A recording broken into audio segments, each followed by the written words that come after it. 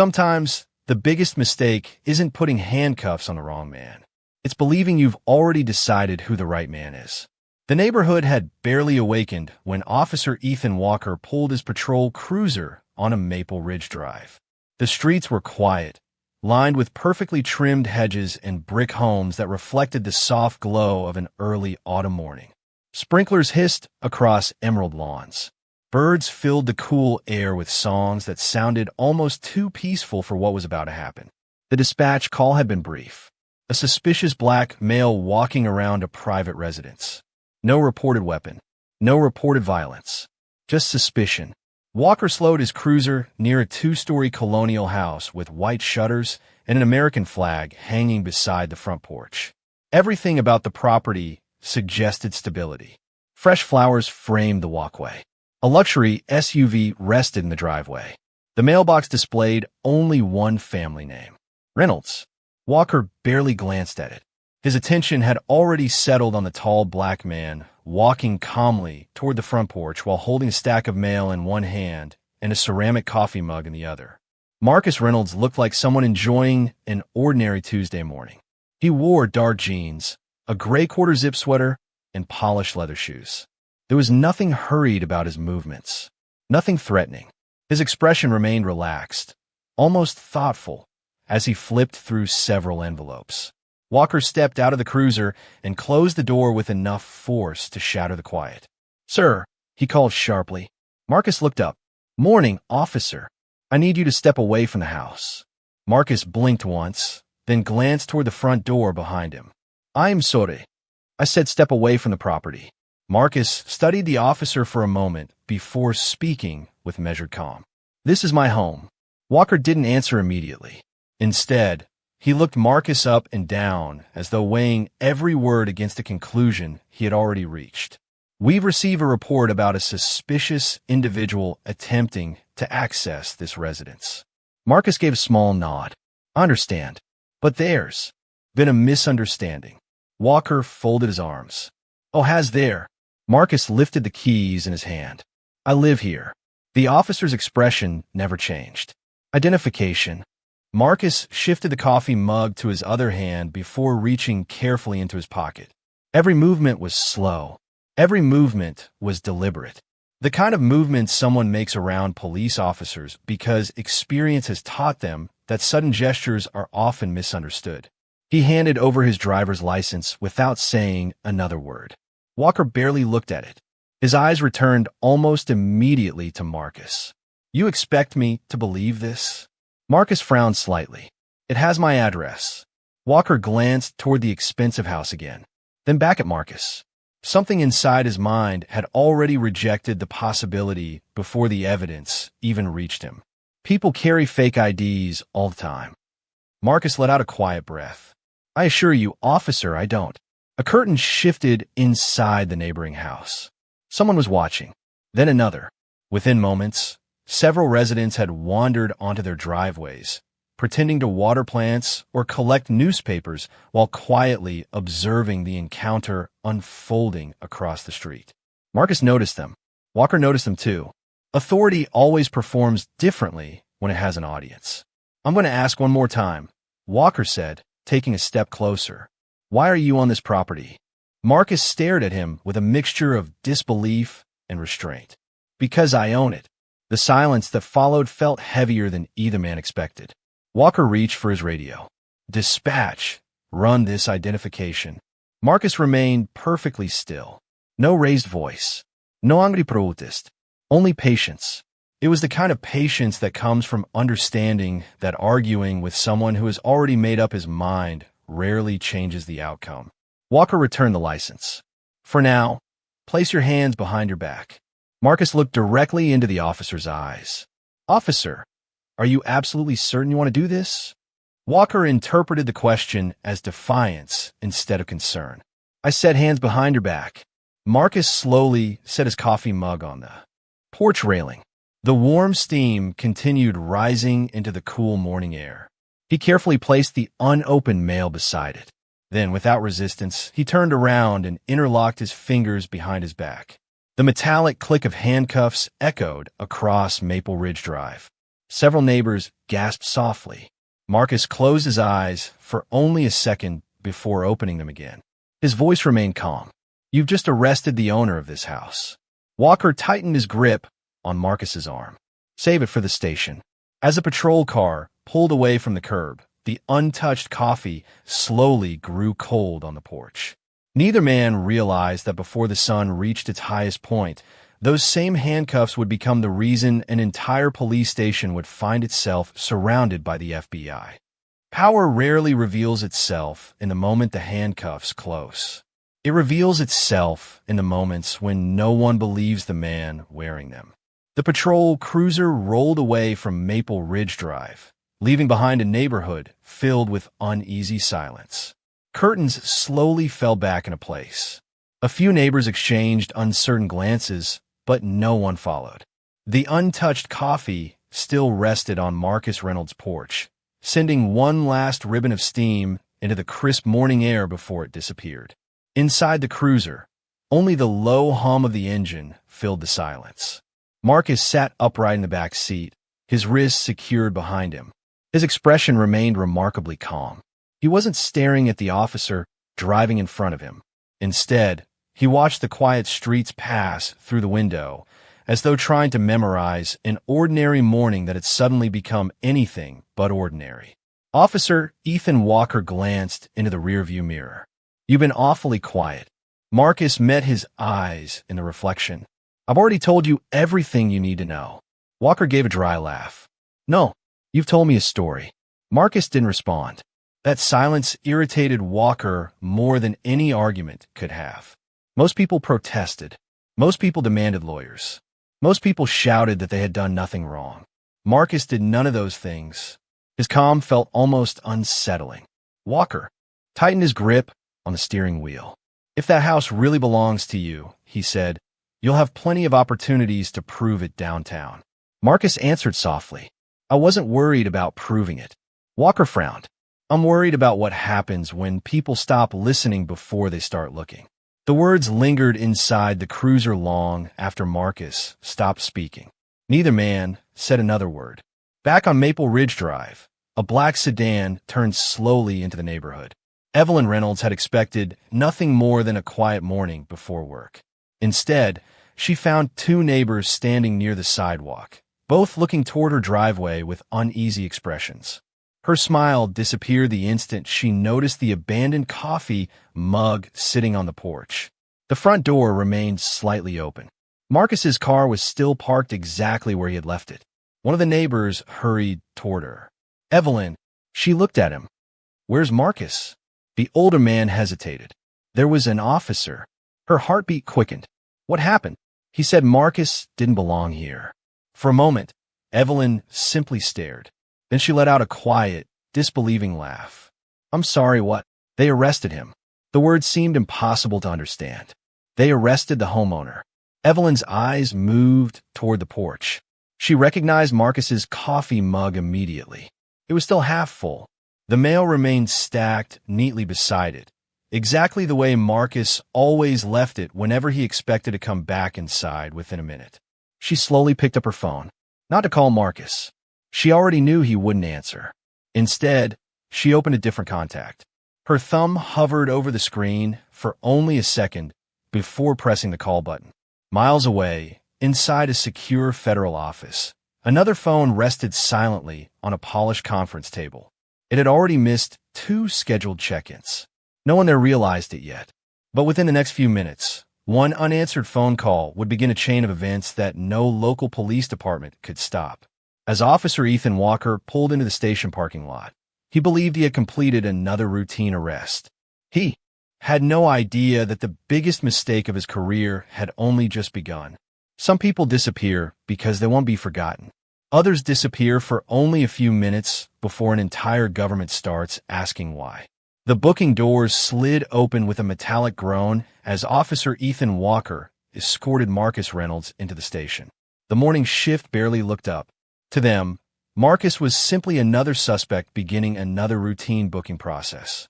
Walker removed one hand from Marcus's arm and nodded toward the processing counter. "Have a seat." Marcus quietly complied. His hands remained cuffed behind his back. He neither complained nor demanded special treatment. The booking officer glanced over the arrest paperwork. Charge: criminal trespassing. Failure to identify. Marcus raised his eyes. Identified myself. Walker answered before anyone else could speak. He handed me something that looked like identification. The booking officer shrugged. Not his decision. Not his problem. He simply entered the report into the system. Across town, Evelyn Reynolds pulled into the parking garage beneath a modern federal office building. She walked with unusual urgency. Security officers recognized her immediately. "Good morning, Mrs. Reynolds." She didn't stop. "I need to see Deputy Director Sarah Mitchell. Right now." The seriousness in her voice erased every routine greeting. Within moments, she was standing outside a conference room where Sarah Mitchell had just finished a morning intelligence briefing.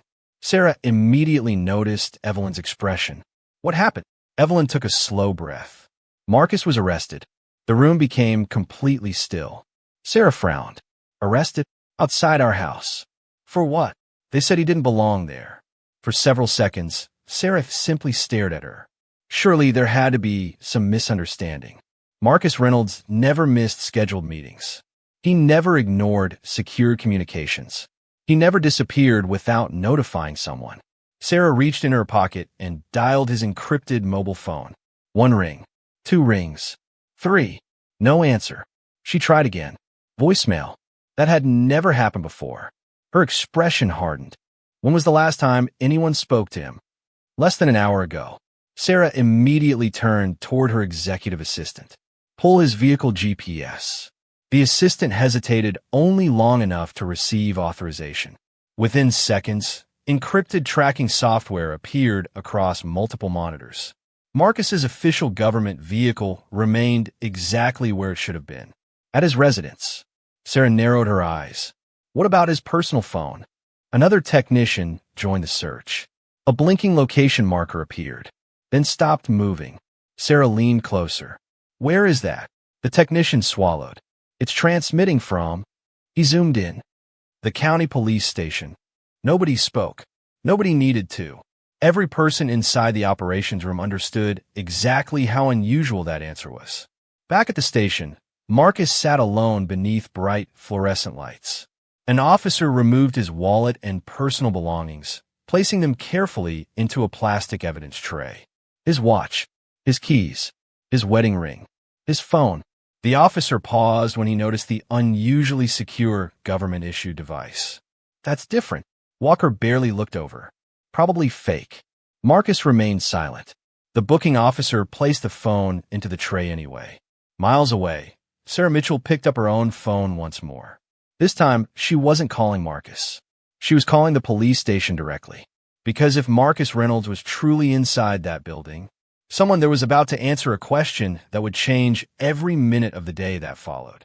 Truth rarely announces itself with raised voices. Sometimes it appears as a single line of text that nobody in the room was prepared to read. The duty phone rang just as the booking officer finished entering Marcus Reynolds' information into the system. Sergeant Daniel Brooks glanced up from his office. "Can somebody get that?" One of the dispatchers answered. "County Police Department." She listened for several seconds before covering the receiver. "It's someone asking about a detainee." Brooks walked over. "I'll take it." He accepted the call. "This is Sergeant Brooks." On the other end, a calm woman's voice spoke with measured precision. "My name is Sarah Mitchell. I'm attempting to verify whether a man named Marcus Reynolds is currently in your custody." Brooks looked toward the booking area. Marcus remained seated quietly beneath the fluorescent lights. "May I ask who's calling?" "I'm requesting confirmation first." Brooks hesitated. "Yes, we have an individual by that name." A brief silence followed. "Thank you." The line disconnected. Brooks frowned. That had been unusually brief. Across the room, Officer Ethan Walker leaned casually against the counter. "Family." Brooks shrugged. "Didn't say." Walker smirked. "They always call." Meanwhile, the booking officer pressed the final key required to submit Marcus's fingerprints into the statewide identification network.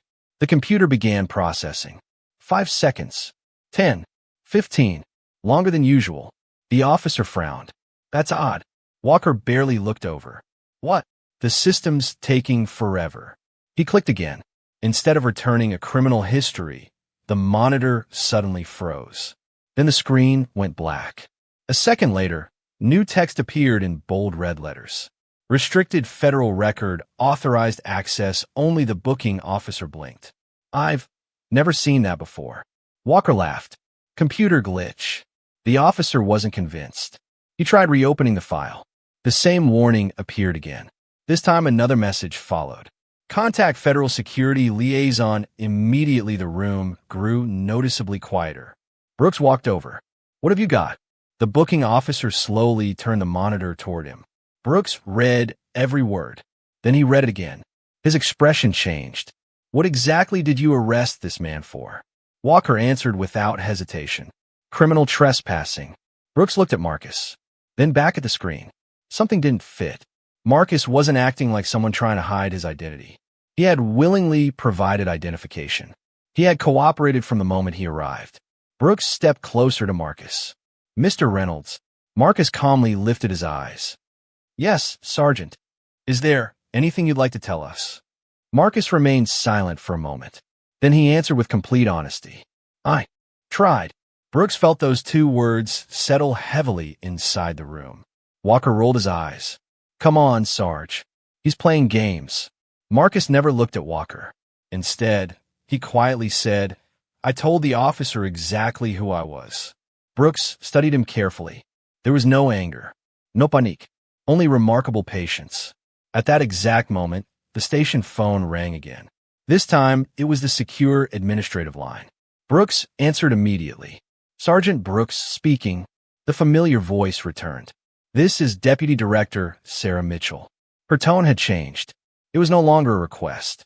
I need you to listen very carefully. Brooks instinctively straightened his posture. Yes, ma'am. The man sitting in your booking room is under federal executive protection. Brooks felt every muscle in his body tighten. Sarah continued, and before another minute passes, I strongly suggest you verify exactly who Marcus Reynolds really is. The moment arrogance meets the truth is rarely loud. More often, it begins with silence and the sound of engines approaching from a distance. Sergeant Daniel Brooks lowered the phone slowly. His fingers remained wrapped around the receiver long after the call had ended. The booking room had fallen unusually quiet. Officer Ethan Walker noticed the change immediately. Sarge. Brooks looked toward Marcus Reynolds. For the first time since the arrest report landed on his desk, he wasn't looking at a suspect. He was looking at a man whose composure suddenly made perfect sense. What exactly did she mean? Brooks asked quietly. By federal executive protection? Marcus answered with the same calm voice he had used since the beginning. I imagine she's on her way to explain. Walker let out a sarcastic chuckle. This is ridiculous. Brooks didn't laugh. Instead, he turned toward the booking officer. Run his driver's license through NCC.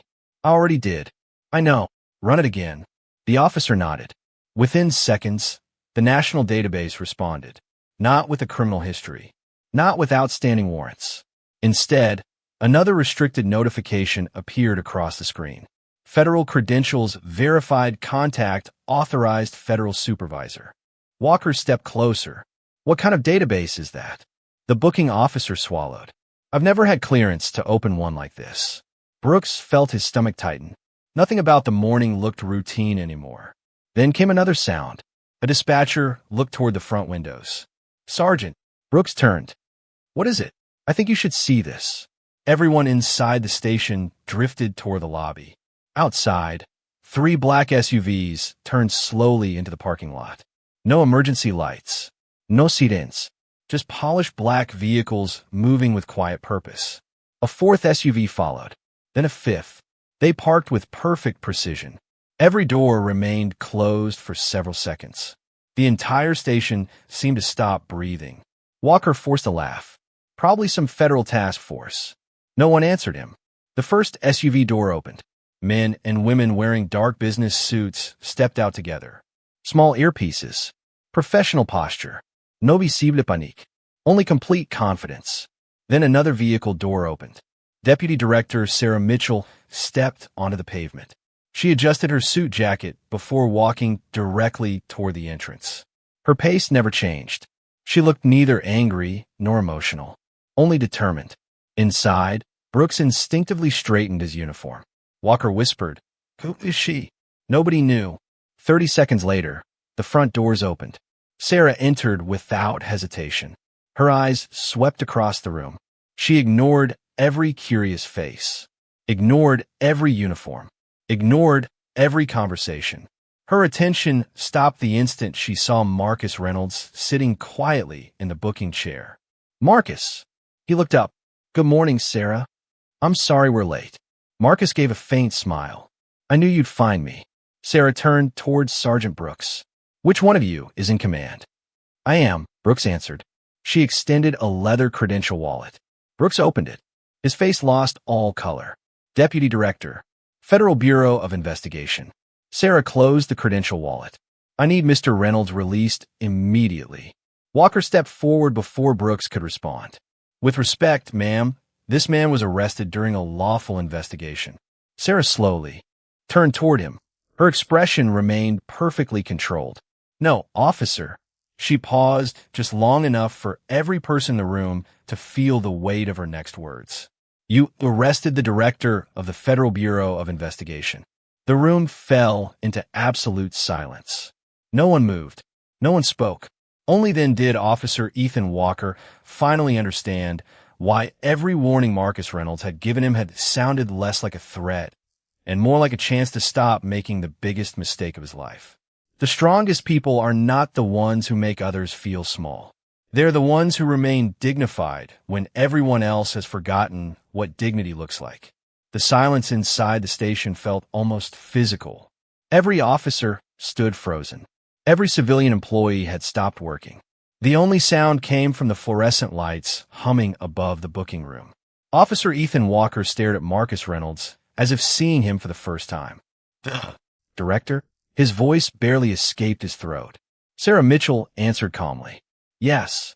Walker looked back toward Sergeant Brooks, hoping someone would laugh, explain the misunderstanding, or tell him this was some elaborate mistake. No one did. Brooks slowly removed his patrol cap. His years in law enforcement had taught him to recognize the moment when a situation changed forever. This was one of those moments. He walked directly to Marcus. "Mr. Reynolds?" Marcus raised his eyes. "I'm very sorry." Without another word, Brooks reached for the handcuffs. The metal lock released with a quiet click. The same sound that had carried so much authority less than an hour earlier now sounded painfully empty. Marcus slowly rubbed his wrists but never showed anger, never demanded an apology, never raised his voice. Walker couldn't understand it. If you knew who you were," he stammered, "why didn't you just tell us?" Marcus looked at him with genuine sadness rather than resentment. "I did." The room became silent again. "I handed you my identification. I told you this was my home. I asked whether you were certain. You chose not to believe any of it."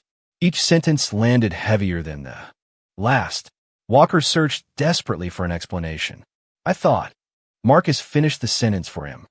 "You thought the house didn't belong to someone who looked like me." Walker couldn't answer, because denying it would have been another lie. Sarah stepped beside Marcus. "Authority is supposed to protect people from assumptions." Her voice remained calm. "Not become one." Several FBI agents quietly entered the booking room. No weapons were drawn. No one shouted. Their professionalism contrasted sharply with the tension filling the station. One agent respectfully handed Marcus his personal belongings. His wallet, his keys, his watch, his wedding ring. Finally, his government phone. Marcus slipped the ring back onto his finger before placing the phone into his jacket pocket. Only then did he stand. Walker instinctively stepped backward. For the first time that morning, he understood what real authority looked like. It wasn't louder. It wasn't more intimidating. It simply never needed to prove itself. Sergeant Brooks cleared his throat. "Director Reynolds, I assure you, we'll cooperate fully with whatever investigation follows." Marcus studied every face in the room. Fear, embarrassment, regret. He saw all of it. Then he spoke quietly. "This isn't about revenge." Everyone looked at him. "It's about responsibility." He glanced toward Walker. The moment an officer decides what kind of person someone must be before learning who they actually are, he paused. The badge stops representing justice. No one interrupted. Outside, more black SUVs continued arriving, filling nearly every space in the station parking lot. Word had already begun spreading through neighboring departments. Inside the building, every officer understood the same uncomfortable truth. The biggest problem facing the department was no longer the wrongful arrest. It was the reason that arrest had happened in the first place. And before the day was over, the entire country would begin asking the very question that no one inside the station wanted to answer. Justice is not measured by how quickly someone is punished. It is measured by whether the truth changes the people who once refused to see it. News traveled faster than anyone inside the station expected. Before noon, patrol supervisors from neighboring districts had begun calling. Before 1 o'clock, local reporters were gathering behind police barricades. By mid-afternoon, satellite trucks lined both sides of the street. The story had escaped the building. Inside the station, however, time seemed to move differently. Officer Ethan Walker remained exactly where he had been standing. His uniform hadn't changed. His badge still rested on his chest, yet it somehow felt heavier than it had that morning. He watched as FBI personnel quietly documented every step of the arrest. Body camera footage, radio transmissions, dispatch recordings, booking records. Every detail was carefully preserved. No raised voices, no accusations, only facts. Marcus Reynolds stood nearby with Sarah Mitchell. He answered every question with patience. He never exaggerated. He never insulted anyone. When investigators asked him to describe the arrest, he repeated only what had happened. No more, no less. One FBI agent looked surprised. "Director, are you certain that's all you want included?" Marcus nodded. "The truth doesn't need help." Those words spread through the room like a quiet reminder of what professionalism was supposed to look like. Sergeant Daniel Brooks approached Marcus once more. "I've served 27 years in law enforcement." Marcus turned toward him. "I've always told young officers that every person deserves respect." Brooks lowered his eyes. "This morning, we failed to live up to that." Marcus answered gently. "The failure wasn't yours alone." Brooks looked confused. Marcus continued. "It belongs to every system that teaches officers to recognize neighborhoods before they recognize people." The word stayed with Brooks.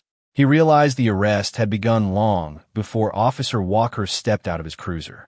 It had begun with assumptions, with habits, with quiet biases that had gone unchallenged for years. Across the room, Walker finally gathered enough courage to step forward.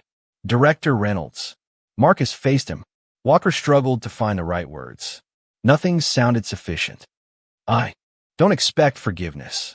Marcus remained silent. "I only wanted to say," his voice cracked, "I was wrong." For several long seconds, no one spoke. Marcus studied the young officer's face. The confidence that had once bordered on arrogance was gone. In its place stood a man confronting the consequences of his own choices. Marcus finally answered. "Admitting you're wrong is where accountability begins." Walker nodded slowly. "But it can't be where it ends." The words landed with quiet force. Outside, cameras continued multiplying. Headlines were already being written. But inside the station, the most important moment wasn't happening in front of reporters. It was happening between two men standing only a few feet apart. One had worn handcuffs. The other had placed them there. Only one of them had truly been free that entire morning. As Marcus prepared to leave the station, Sarah received a message through her earpiece. She glanced toward him before speaking softly. "The Attorney General has been briefed." Marcus paused, and Sarah met his eyes. "He wants this investigation expanded nationwide." For the officers still standing in the booking room, it became painfully clear that what had begun as one wrongful arrest was no longer about a single department. It had become the beginning of a much larger reckoning. The stories that change a nation are rarely about one mistake. They are about what people choose to do after the mistake can no longer be denied. By sunset, the story had reached every major newsroom. Television anchors interrupted scheduled programming. Legal analysts debated departmental policy. Former police chiefs discussed accountability. Civil rights advocates spoke about trust that had been broken long before that morning. Yet despite the endless commentary, one image appeared on every screen. Marcus Reynolds walking out of the station, not surrounded by bodyguards, not raising his fists, not celebrating, simply walking with quiet dignity. That single image spoke louder than any headline. Inside FBI headquarters, senior officials gathered around a conference table. The Attorney General appeared through a secure video connection. Sarah Mitchell presented the preliminary findings. Body camera footage played without interruption. No edits, no narration, only the raw events. Marcus identify himself. Marcus explaining he owned the house. Marcus asking the officer to verify the information.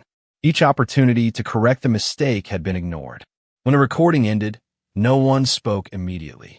Finally, the Attorney General broke the silence. How many chances did the officer have to avoid this? Sarah answered without hesitation. Several. And how many did he take? None. The answer lingered in the room. Meanwhile, Sergeant Daniel Brooks remained inside the nearly empty station. His officers had gone home. Reporters had left. Even the parking lot had begun to clear. He walked slowly through the booking area. The empty chair where Marcus had waited was still there. So were the fingerprint scanner, the evidence counter, the handcuffs lying quietly on the processing desk. Ordinary objects, yet none of them looked ordinary anymore. Brooks reached for the handcuffs. Their cold metal reminded him how easily authority could become routine, how quickly routine could replace judgment. He placed them back on the desk with unusual care. Across town, Officer Ethan Walker sat alone in his apartment. His television played continuous news coverage. He muted it. He couldn't bear hearing his own voice from the body camera footage replayed again and again. For the first time in his career, he watched himself the way the public would. He saw the interruptions, the assumptions, the certainty. Most painful of all, he saw Marcus offering him one chance after another to simply listen. Walker closed his eyes. No disciplinary hearing could hurt as much as that realization. At the Reynolds residence, Marcus finally stepped back onto his front porch. The untouched coffee cup still rested beside the morning newspaper. Hours had passed. The coffee had gone cold. He picked it up slowly. Evelyn stood beside him. You never got to enjoy your morning. Marcus looked toward the quiet street. It wasn't the coffee I lost. She slipped her hand into his. What did you lose? Marcus remained silent for a long moment. Then he answered softly, a little more of the public's trust. Evelyn understood immediately, because Marcus had never viewed the badge as belonging to one officer. He believed it belonged to everyone sworn to wear it with honor. And when one badge failed, the burden of restoring faith belonged to them all. The following morning, before the nation awakened, the Department of Justice prepared to announce an independent federal investigation, one that would reach far beyond a single traffic call, a single officer, or a single police station. Some people believe justice ends when a courtroom reaches its verdict. They are mistaken. Real justice begins the moment people decide they will never repeat the same mistake again. Weeks passed. The headlines slowly disappeared. Television crews moved on to newer stories. The satellite trucks were gone. The microphones had been packed away. But inside police academies across the country, the footage remained. Not as entertainment, not as political debate, as training. Cadets watched Officer Ethan Walker approach Marcus Reynolds outside his own home. They watched every interruption, every assumption, every opportunity to stop. The instructors rarely paused the recording. They didn't need to. The lesson explained itself. At the FBI Academy, Sarah Mitchell stood before a graduating class of new agents. Behind her, a single photograph filled the screen. It wasn't the police station. It wasn't the arrest. It was Marcus standing beside the cold cup of coffee that had waited on his front porch. Sarah looked at the room. Remember this image. The young agents listened carefully. Power isn't measured by the authority you possess. She paused. It's measured by how you treat someone before you know who they are. Not one student looked away. Across town, Sergeant Daniel Brooks attended the department's first mandatory ethics seminar following the investigation. Several policy changes had already been adopted. Verification procedures were rewritten. Bias awareness training became mandatory. Supervisors received expanded review responsibilities. The reforms couldn't erase the past, but they could shape the future. Brooks understood that difference. Officer Ethan Walker was no longer wearing a badge. His resignation had come quietly, without interviews, without excuses, without blaming anyone else. He had accepted responsibility for choices that only he had made. Some called that consequence. Others called it accountability. Marcus Reynolds never spoke publicly about him again. Instead, Marcus accepted invitations to meet with community leaders, police recruits, and civic organizations. Whenever someone asked whether he hated law enforcement, his answer never changed. I believe in the badge. People often look surprised. Marcus would smile gently before continuing. That's why it must never belong to prejudice. His words spread farther than any press conference ever could. Months later, on a calm Saturday morning, Marcus walked outside carrying another cup of coffee. The same front porch, the same quiet neighborhood, the same sunrise. This time, no patrol cars waited at the curb. No neighbors watched in silence. Only birds greeted the morning. Evelyn joined him with a warm smile. Peaceful at last. Marcus nodded. For today, he knew justice was never permanent. Every generation had to protect it. Every officer had to earn it. Every citizen had to demand it. He looked down at the coffee in his hands before lifting his eyes toward the street where everything had begun. The memory would never completely disappear. Neither would the lesson. Because the most dangerous thing an officer can carry is not a weapon. It is an unquestioned assumption. And the greatest strength any human being can possess is the courage to see another person before seeing a stereotype. He wore a badge believing it gave him the right to judge. Marcus carried the truth until the badge remembered what it was created to represent. Because justice does not triumph when power wins. Justice triumphs when truth teaches power how to serve.